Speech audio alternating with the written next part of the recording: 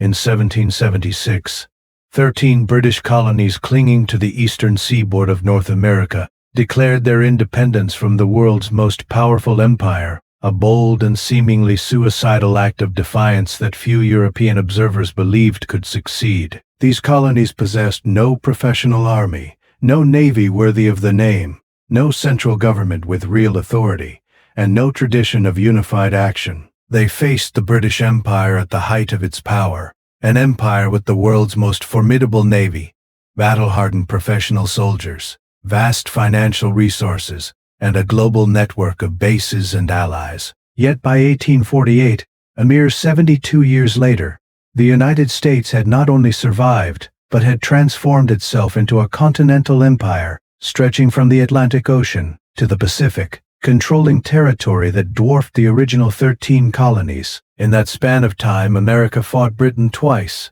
first winning independence and then fighting to a draw in a second war that confirmed American sovereignty and opened paths to expansion.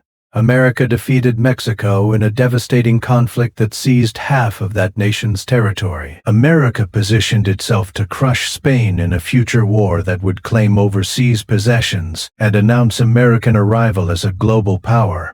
This transformation from colonial rebellion to hemispheric dominance represents one of the most dramatic national ascensions in human history. And for millions, a rise fueled by a potent combination of ideological conviction, demographic explosion, technological innovation, strategic opportunism, diplomatic cunning, military effectiveness, economic dynamism, and a ruthless determination to sweep aside any obstacle, whether indigenous peoples, European powers, one of those of determination to sweep aside any obstacle, whether indigenous people, or neighboring republics, that stood in the path of what Americans came to call their manifest destiny. The American Revolution itself, from 1775 to 1783, was the foundational act that made everything else possible, yet it was a desperately close run. Affair that could easily have ended in catastrophic defeat. When the Second Continental Congress declared independence, on July 4, 1776, the military situation was already dire. General George Washington's Continental Army had been driven from New York City and was in full retreat across New Jersey, suffering from desertion, lack of supplies, and collapsing morale. The British strategy was straightforward and logical. Use naval superiority to control coastal cities and major waterways.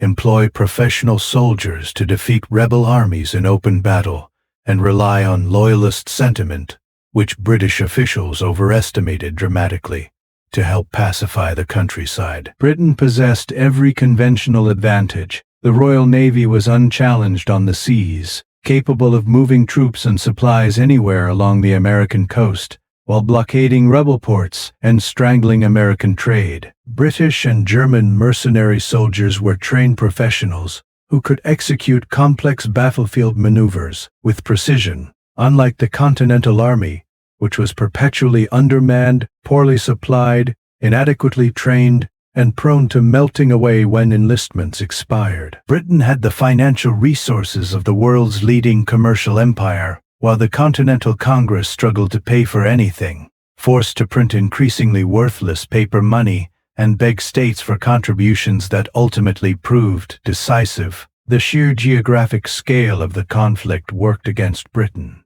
as controlling a territory stretching over 1,000 miles along the coast and hundreds of miles inland required far more troops than Britain could deploy, while simultaneously defending interests in the Caribbean, India, and Europe. The American population, though divided in loyalties, included a substantial core of committed revolutionaries, willing to endure tremendous hardship for independence.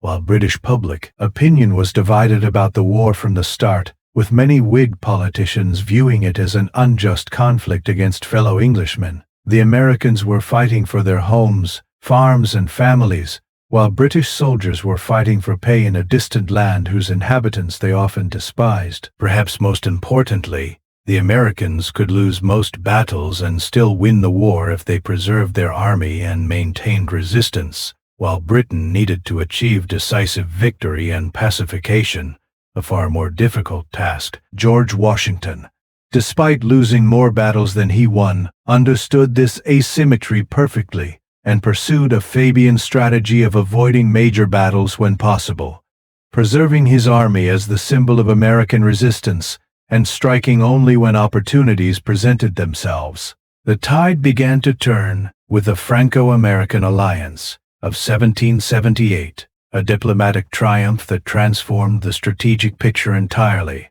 France, humiliated by its defeat in the 7 Years' War and eager to weaken Britain, saw American rebellion as an opportunity for revenge. French entry brought not just money, weapons, and supplies, though these were crucial, but also a powerful navy that could challenge British naval supremacy and a professional army that could fight alongside American forces. The French alliance eventually drew in Spain and the Netherlands, turning what had been a colonial rebellion into a global war that stretched British resources to breaking point. Britain now had to defend possessions in the Caribbean, fight for control of the Mediterranean, protect trade routes worldwide, and worry about invasion of the home islands, all while trying to suppress rebellion in America. The decisive moment came at Yorktown in October 1781, where a French fleet prevented British naval relief of General Cornwallis's army, which was trapped by combined American and French forces, and forced to surrender over 7,000 troops. This disaster broke the political will in London to continue the war, and negotiations began that would lead to the Treaty of Paris in 1783, recognizing American independence and granting the new nation territory, extending west to the Mississippi River, north to the Great Lakes, and south to Florida, which Spain regained from Britain. The immediate aftermath of independence brought not triumph but crisis, as the young republic struggled to survive under the weak Articles of Confederation. The central government possessed no power to tax, no executive to enforce laws, no real authority over states that jealously guarded their sovereignty. Economic depression gripped the nation. Farmers faced foreclosure, and unrest culminated in Shazer Rebellion in Massachusetts in 1786, where indebted farmers took up arms against the state government. The specter of anarchy and disintegration frightened American elites and led to the Constitutional Convention of 1787, where delegates created an entirely new framework of government. The Constitution, ratified in 1788 and implemented in 1789, established a federal system with a strong central government possessing the power to tax, regulate commerce, maintain armed forces, and conduct foreign policy. This constitutional framework proved remarkably durable and provided the institutional foundation for American expansion and power. George Washington became the first president, and his administration established crucial precedents in governance, while the new government successfully assumed state debts, created a national bank, and began building fiscal and administrative capacity. The ability to tax and borrow meant the government could fund military forces and infrastructure projects, while the creation of a federal judiciary and executive branch provided mechanisms for enforcing national policy. Yet even as the nation consolidated internally, external threats remained acute. Britain refused to evacuate forts in the Northwest Territory, as required by the peace treaty, instead supporting Native American resistance to American expansion. Spain controlled the mouth of the Mississippi River and disputed the southern boundary of the United States, threatening to strangle American Western trade. Native American confederacies, recognizing that American expansion meant their destruction, fought desperately to defend their lands. The French Revolution, beginning in 1789, soon engulfed Europe in wars that threatened to drag America into conflict. President Washington's Neutrality Proclamation of 1793 declared American intention to remain neutral in European wars, establishing a principle that would guide American foreign policy for decades, allowing the nation to trade with all sides and focus on internal development and continental expansion, rather than entanglement in European power struggles. This neutrality was easier to proclaim than maintain, as both Britain and France violated American neutral rights, seizing ships and cargo, impressing sailors, and treating the United States with contempt. The Louisiana Purchase of 1803 doubled the size of the United States overnight and demonstrated how European distraction could create opportunities for American expansion. France, under Napoleon Bonaparte, had reacquired Louisiana from Spain in 1800 and planned to rebuild a French empire in North America. However, a slave rebellion in Haiti, led by Toussaint Louverture, destroyed French forces sent to suppress it, convincing Napoleon that he could not hold Louisiana without the ability to secure the Caribbean. Facing renewed war with Britain and desperate for cash, Napoleon offered to sell not just New Orleans, which President Thomas Jefferson had been authorized to purchase, but the entire Louisiana territory, stretching from the Mississippi River to the Rocky Mountains and from the Gulf of Mexico to British Canada. Jefferson, despite constitutional qualms about whether the federal government possessed authority to acquire territory, seized the opportunity, purchasing roughly 800,000 square miles for $15 million, approximately 3 cents per acre. This acquisition transformed America's strategic position, removing a major European power from the continent's interior, securing control of the Mississippi River system, crucial to Western trade, and opening vast territories for future American settlement. The Louisiana Purchase also established a precedent that the United States could and would acquire territory through purchase and negotiation, not just war, though always with the implicit threat of force backing diplomatic efforts. The War of 1812 against Britain represented a near disaster that nonetheless ended in a strategic victory that confirmed American independence and opened paths to continental expansion. The war's causes were multiple and complex, rooted in British violations of American neutral rights during the Napoleonic Wars, including the impressment of American sailors into the Royal Navy, the seizure of American ships trading with France, and British support for Native American resistance to American expansion in the Northwest Territory. American war hawks in Congress, particularly representatives from the South and West, saw war as an opportunity to conquer Canada and eliminate British influence in North America, while also destroying Native American power. The declaration of war in June 1812 came despite catastrophic American unpreparedness, with a tiny regular army, no professional general staff, inadequate financial resources, and deep political divisions as Federalists in New England opposed the war, and some even discussed secession. The military performance in the first year was humiliating, with multiple failed invasions of Canada and the surrender of Detroit without a fight. Yet the war eventually turned less disastrous than initial campaigns suggested, though it remained a close-run thing throughout.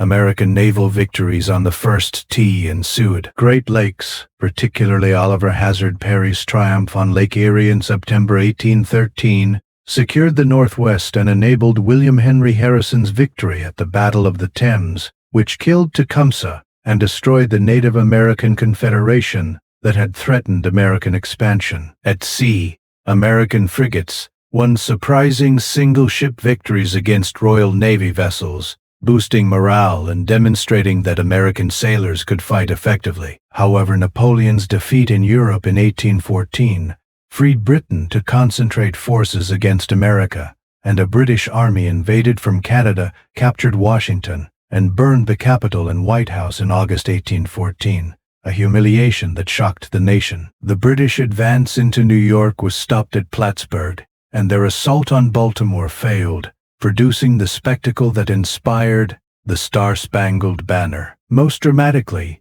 Andrew Jackson's crushing victory over a British army at New Orleans in January 1815. Though it occurred after the peace treaty had been signed, but before news reached America, created a narrative of triumphant victory that obscured the war's mixed results. The Treaty of Ghent, signed in December 1814, essentially restored the pre-war status quo, with no territorial changes and no resolution of the maritime issues that had caused the war, as these had become moot with the end of the Napoleonic Wars. Yet the war's strategic consequences were profound and almost entirely favorable to the United States. The war destroyed Native American power east of the Mississippi River, as British abandonment of their indigenous allies left tribes exposed to American retaliation and land seizures. The conflict discredited the Federalist Party, whose opposition to the war and flirtation with secession at the Hartford Convention marked it as unpatriotic, leaving the Democratic Republicans dominant and reducing political opposition to expansionism.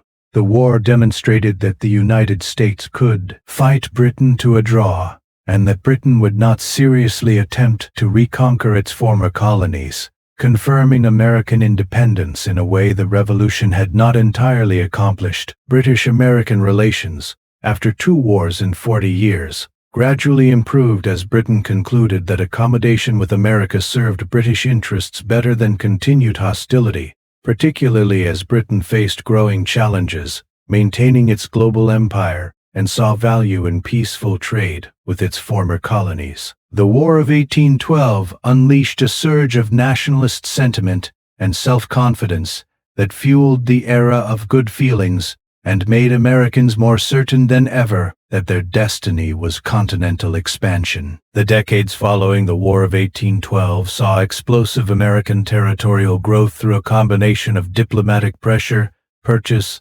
settlement, and the gradual erosion of rival claims. The Rush-Bagot Treaty of 1817 demilitarized the Great Lakes, easing tensions with British Canada and allowing both nations to reduce costly naval forces on the frontier. The Convention of 1818 established the 49th parallel as the boundary between the United States and British Canada, from the Lake of the Woods to the Rocky Mountains, and arranged for joint occupation of Oregon country, effectively postponing a potentially explosive territorial dispute. The Adams-Onis Treaty of 1819, with Spain, saw Spain cede Florida to the United States and renounce claims to Oregon country, while the United States assumed up to $5 million in claims by American citizens against Spain. This treaty reflected Spanish weakness after the Napoleonic Wars and the collapse of its American empire. As independence movements swept South America, Spain could not defend Florida, which had become a base for escaped slaves and Native American raids into American territory, and chose to surrender it diplomatically rather than lose it by force.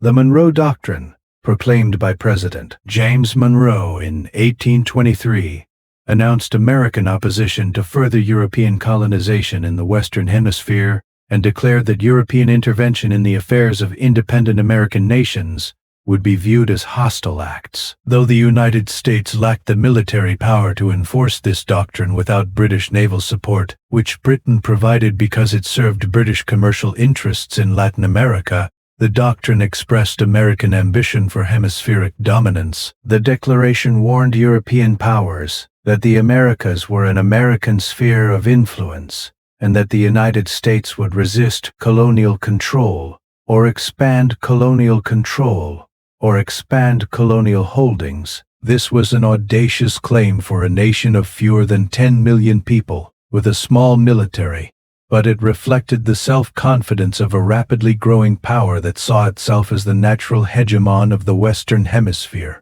The Monroe Doctrine would be invoked repeatedly in subsequent decades to justify American intervention throughout the Americas, and became a cornerstone of American foreign policy. The ideological foundation for American expansion crystallized in the concept of manifestus destiny, a term coined by journalist John O'Sullivan in 1845, but expressing ideas that had animated American expansionism for decades. Manifest destiny held that the United States was destined, even divinely ordained, to spread its democratic institutions and Anglo-Saxon culture across the North American continent from the Atlantic to the Pacific.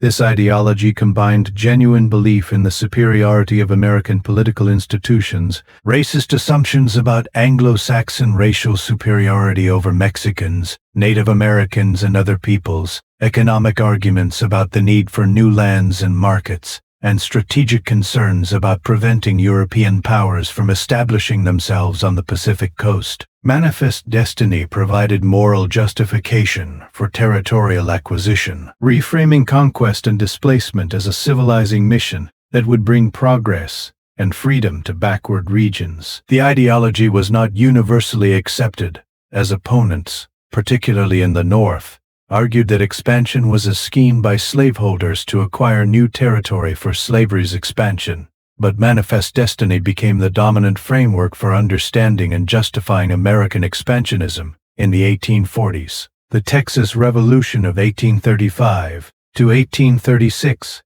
and subsequent annexation of Texas by the United States in 1845 set the stage for the Mexican-American War and demonstrated the pattern of American expansion through settlement and separation. American settlers had been moving into the Mexican province of Texas since the 1820s, invited by Mexican authorities who hoped they would develop the region and provide a buffer against Native American raids. However, these settlers, mostly from the American South, brought slaves. Despite Mexican abolition of slavery, resisted Mexican authority, and maintained stronger ties to the United States than to Mexico. When the Mexican government under Antonio López de Santa Anna moved to centralize authority and enforce laws, including restrictions on slavery, Texan settlers rebelled. The revolution featured dramatic episodes including the Siege of the Alamo, where the entire garrison was killed after a desperate defense that became legendary in American culture,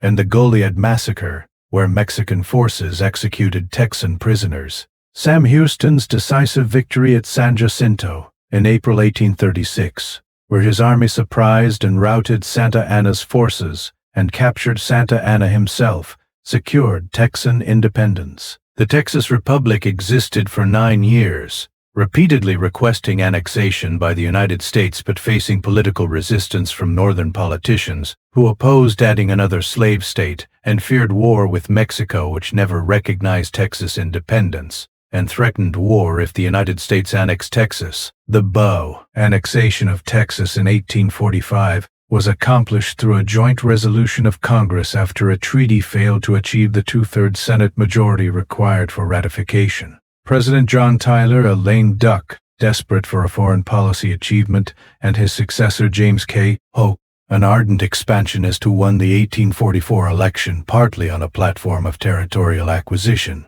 pushed annexation, despite Mexican warnings. Polk was perhaps the most consequential president of the era in terms of territorial expansion, a man driven by absolute conviction that American continental dominance was both destined and necessary.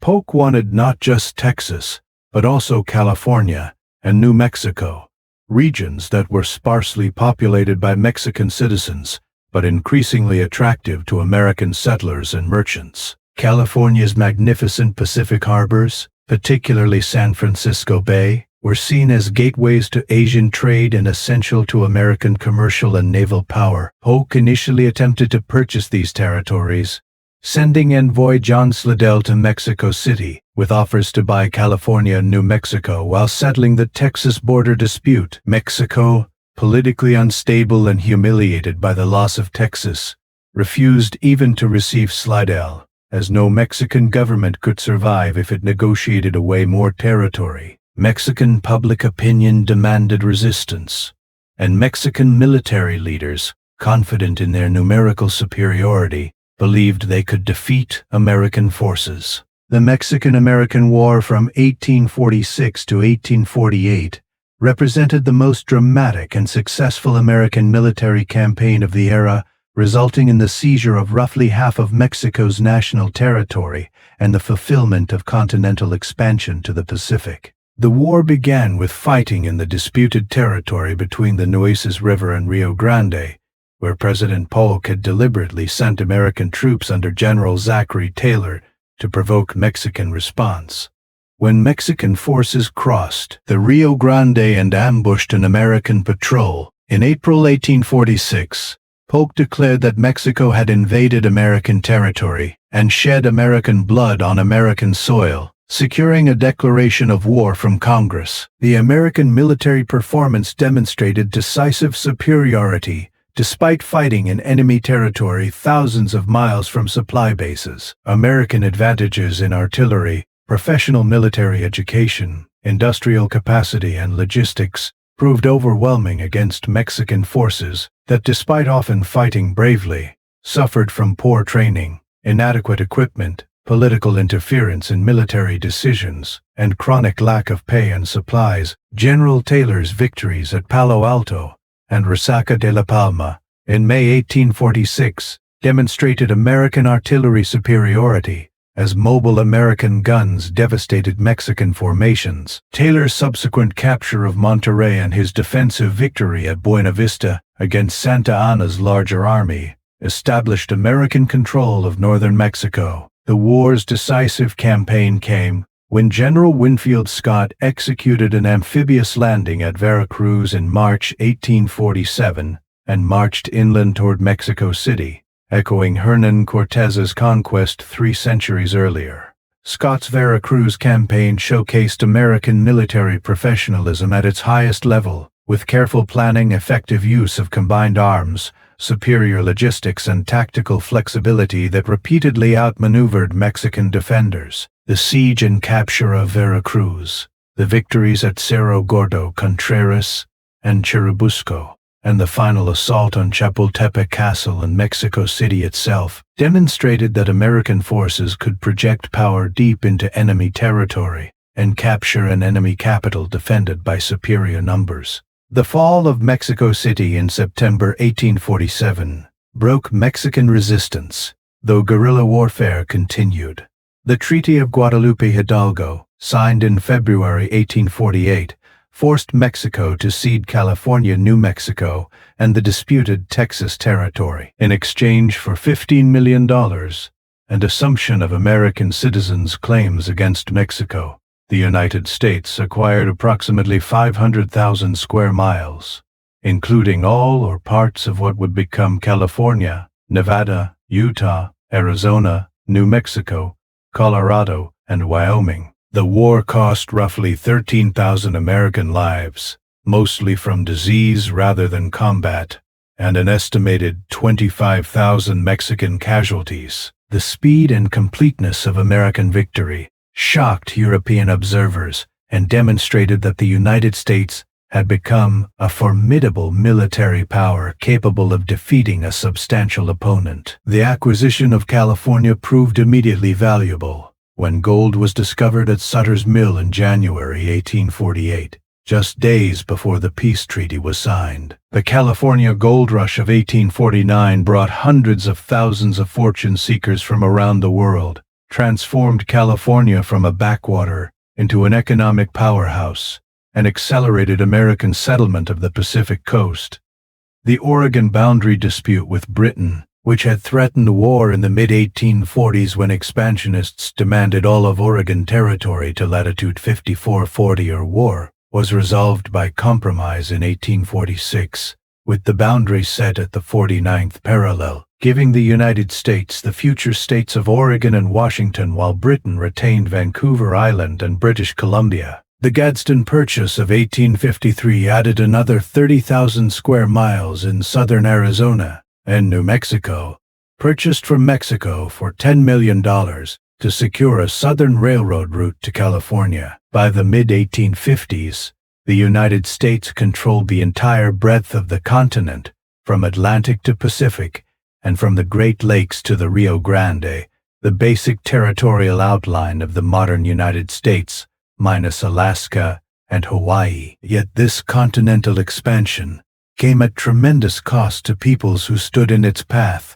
particularly Native Americans whose lands were systematically seized and whose populations were devastated by disease, warfare, and forced removal. The Indian Removal Act of 1830 authorized the forced relocation of southeastern tribes to territory west of the Mississippi River, producing the infamous Trail of Tears, on which thousands of Cherokee, Creek, Choctaw, Chickasaw, and Seminole died during forced marches to Oklahoma. This policy reflected the conviction that Native Americans and American settlers could not coexist and that indigenous peoples must be removed to make way for white settlement. The pattern repeated across the continent as American expansion continued, with Native Americans pushed onto ever smaller reservations, their traditional ways of life destroyed, their populations decimated. The American government repeatedly negotiated treaties promising permanent Native American control of lands,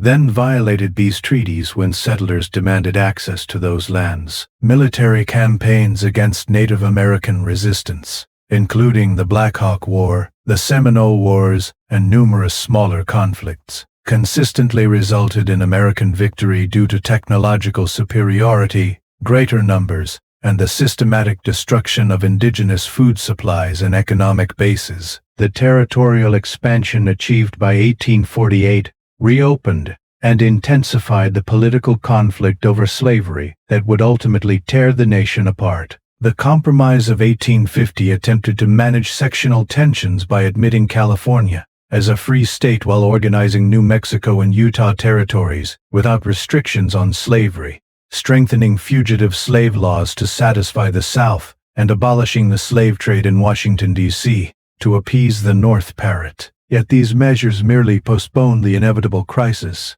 as the fundamental question of whether slavery would expand into new territories or be confined and eventually abolished could not be compromised away. The Kansas-Nebraska Act of 1854, which organized those territories and allowed popular sovereignty to determine slavery's status, led to violent conflict in Bleeding, Kansas, as pro-slavery and anti-slavery settlers fought for control. The Dred Scott decision of 1857, in which the Supreme Court ruled that Congress could not prohibit slavery in territories and that African Americans could not be citizens, inflamed Northern opinion. The election of Abraham Lincoln in 1860 on a platform of preventing slavery's expansion into territories triggered Southern secession and the Civil War, the most catastrophic conflict in American history, which killed over 600,000 Americans and devastated the South. The Civil War resolved the slavery question through Union victory and emancipation, preserved the Union against Confederate attempt at independence, and demonstrated that the federal government possessed both the will and the power to enforce national authority, even at staggering cost. The Civil War's conclusion in 1865 left the United States not weakened, but strengthened, possessing a battle-hardened million-man army, an industrial economy vastly expanded by war production, transcontinental railroad networks that tied the nation together, and a federal government with unprecedented authority and capacity.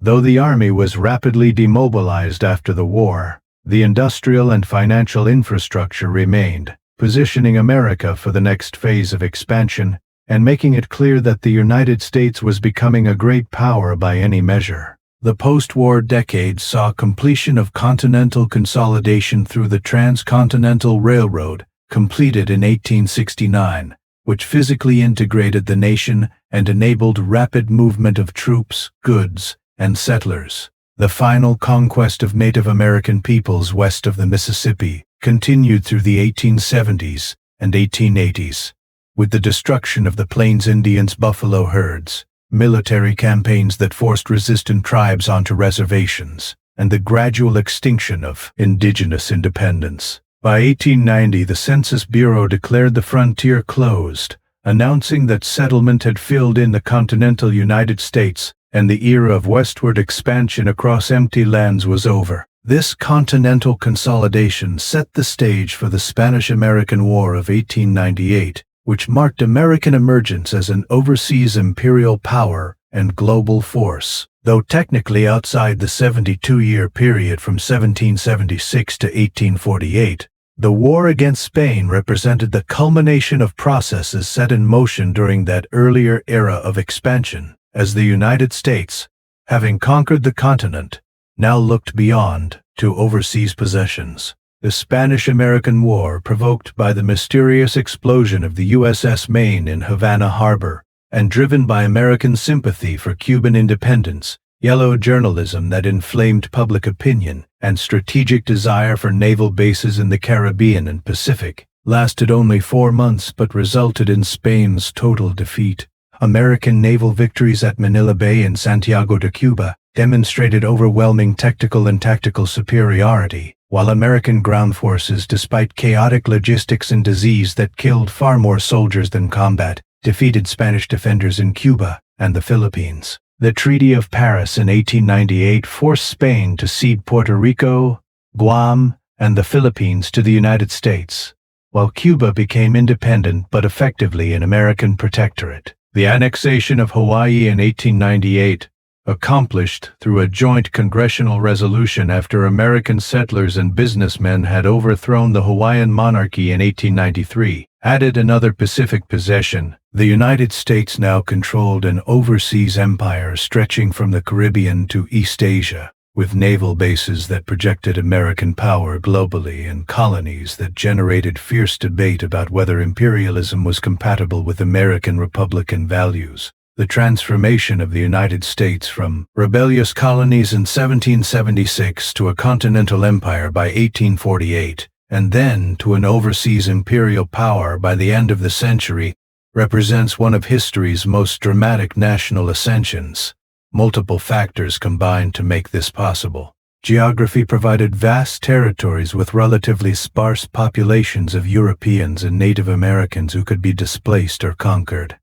The ideological conviction that America represented a new form of society destined for greatness motivated expansionist policies and justified conquest as a civilizing mission. Demographic explosion, fueled by high birth rates and massive immigration from Europe, provided endless waves of settlers to occupy new territories and workers to build industrial capacity. Technological advantages, particularly in industrial production, transportation networks, communications, and weapons, gave the United States decisive edges over opponents. Strategic opportunism allowed American leaders to exploit European distraction, rival weakness, and favorable moments to acquire territory through purchase, negotiation, or war. Military effectiveness, reflecting professional officer education, superior logistics, industrial capacity, and eventually combat experience, enabled American forces to defeat larger opponents. Economic dynamism, driven by abundant natural resources, population growth, investment in infrastructure, and eventually industrial development, provided the financial resources to fund expansion. Political stability, particularly after the Constitution created an effective federal system, maintained national cohesion, and enabled sustained policy execution. Despite periodic crises, diplomatic skill enabled American leaders to negotiate favorable treaties, play European powers against each other, and avoid entanglements that might have limited expansion.